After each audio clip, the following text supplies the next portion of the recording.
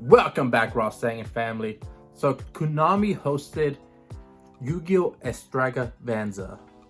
I'm more likely butchered it. But it's a 2-day event hosted on Saturday and Sunday. It's a remote duel gameplay, whatever. So this is basically what we're gonna do from now on. Hopefully it's just temporary until the virus goes away. But because I couldn't attend full-time on Sunday because I have to work, unfortunately, I decided to enter the side events.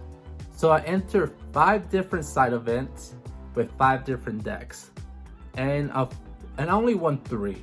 I won with Fluffals, Dragon Maids, Mutants, got second place with Zodiac.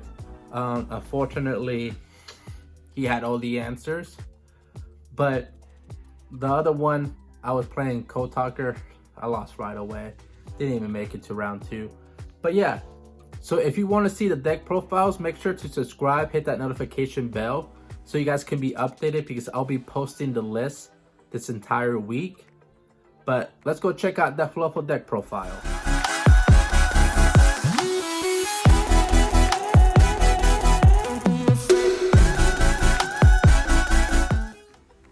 Alright, so we're gonna move along pretty fast in these videos. We played 3 Fluffal dogs. I bet a lot of you guys already know what Fluffal do, and if you're new to this channel, then check out other videos that I post. I post a lot of combo tutorial videos of Fluffals and explain a lot of what their effects do. So we played 3 Fluffal penguins. So those are our only 3 of Fluffal monsters. Our 2 ofs are 2 Fluffal wings and 2 Fluffal bears. Now our 1 ofs, we played 1 Fluffal sheep, 1 Fluffal dolphin, and 1 Fluffal owl. Owl, it all depends. So like, if I'm playing a go second build, I will take out Fluffal owl. But if I'm focused on going first or second, I keep Fluffal owl in. So when I do go first, I have a way to search poly, even though this deck has like several different ways to search poly. So we played 3 Agent Chains. That's the only agent that we play at 3 of. He lets you search Pride for Fusion, and lets you search Pride for Patchwork also. And Patchwork helps you search a polymerization. So we played 1 Agent Sabers, and we played 1 Agent Scythe. A lot of people love Scythe, but the reason I don't like Scythe is because you need another card to make it into a hand trap. So I used to play it at 3, and I bricked a lot because I would see a lot of agent monsters. So I see a lot of spells and agent Scythe, but no Fluffal, or I'll see a Fluffal dog and an agent Scythe, and I don't want to fuse my dog to make whale to pop a card on the field, because I need that dog to search for a card.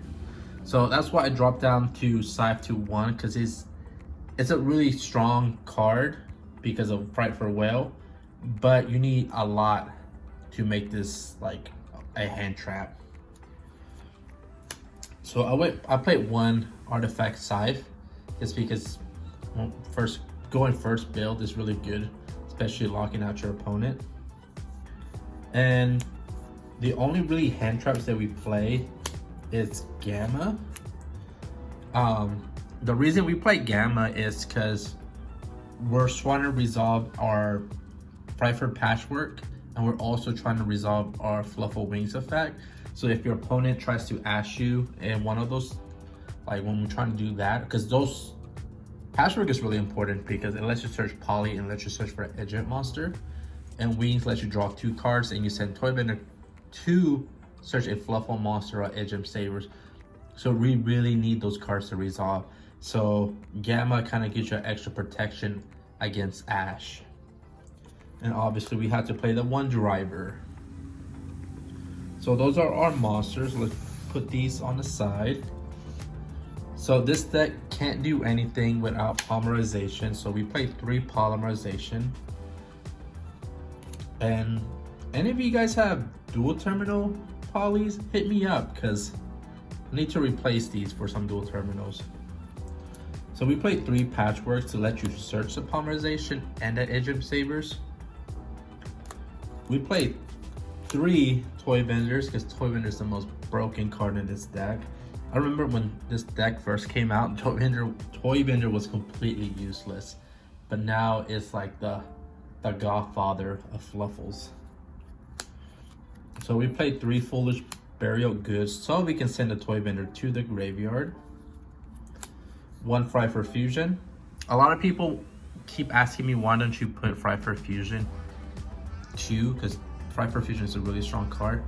Well, a lot of people don't know, if you actually use Dolphin as like a fusion material for a Fry for monster, you can put back a Poly or a Fry for Fusion back to the graveyard, back to the deck. So it gives you some, like, it helps recycle it. So we played 1 Fry for Repair. It's a pretty good extender. It's not really a dead draw if you see it, because one of the effects that hardly people use is that if you have a Fry-Fur monster in the graveyard, I think it's yeah, it has to be a fusion monster in your graveyard. It doesn't have to be a Fry-Fur. You can put it back on your deck and special summon a Fluffal monster from your graveyard to the field. So that effect doesn't really come up much. A lot of people even tell me that they forget that effect is even in the text. So for you guys that forgot or don't know, you can do that. So we played 3 Forbidden Droplets. That will make this deck 40. Droplets, a lot of people are not liking this card in other decks, but for Fluffals is amazing because you can send Toy Vendor, you can send Chain, you negate your opponent's effect, and you get to add additional cards from your deck. But if you guys can't afford Droplets, you can switch it over for Super Poly. Super Poly is a really good card to break boards. And another even cheaper is Forbidden Chalice, but Droplets was basically meant for Fluffals. It should have been called Fright-Fur, or yeah, Fright-Fur Forbidden Droplets, because it's that good with this deck. So for the extra deck, we play 3 Whales. Best Fright-Fur card right now. I feel like every time a new Fright-Fur comes out, it's like better than the previous one, except for that 3000 doll looking like weird Fright-Fur. I forgot what it's called. That's the only one that recently came out that was completely useless. But yeah, so we played 3 Fright-Fur Whale. We played 1 Fright-Fur Kraken. We played 1 Fright-Fur Sabertooth just to bring back the Krakens to help with the OTK. You play that 1 Fright-Fur Tiger to help blow up your opponent's back row. Just clear, it helps you clear boards faster. But majority of the time we're making, well, 2 clear boards. We played 1 Elder Entis just because that when we go against Dogmatica, they make that card where we send 2 cards from the extra deck to the graveyard, so we send Ness to punish them. So we played 1 Tornado Dragon, so we can pop the Scythe. We played 1 Bahamas Shark.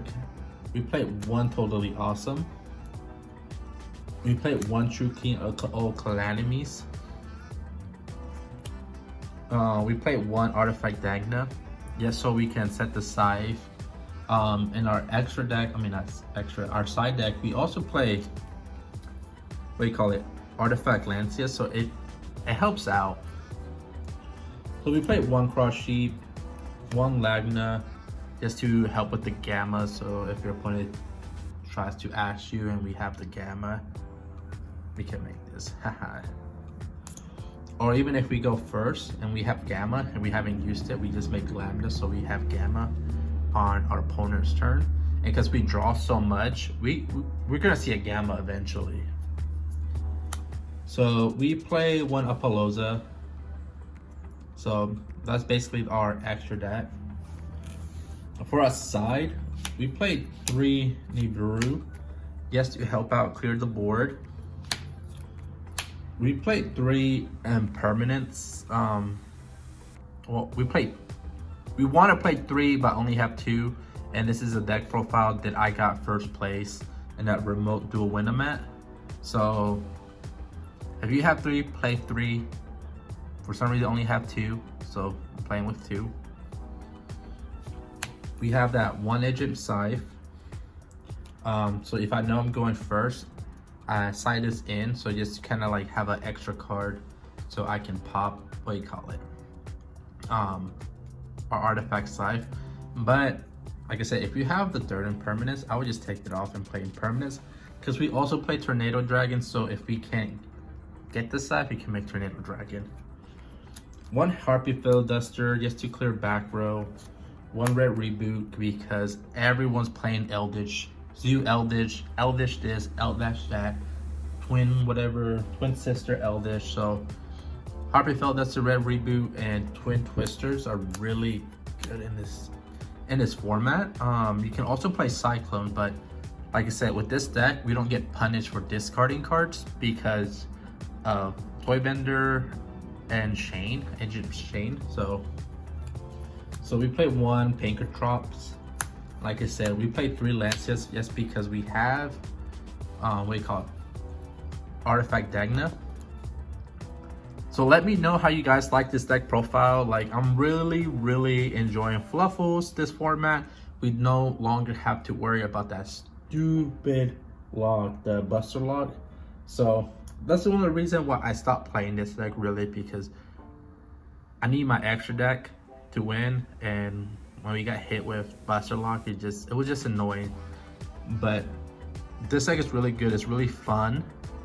Eventually, we're gonna get more support eventually, hopefully, that helps with more consistency issues, just because a lot of times that I lose is because I see too much Edgent monsters, or I see too much spell cards, or I see too many Fluffals, not enough Edgent, because you need a good number. Even though everything's searchable, sometimes you can't get a card to search it, or just a simple ash will stop your patchwork, and then you're like, well, I'm never gonna see my Edgent monster pass.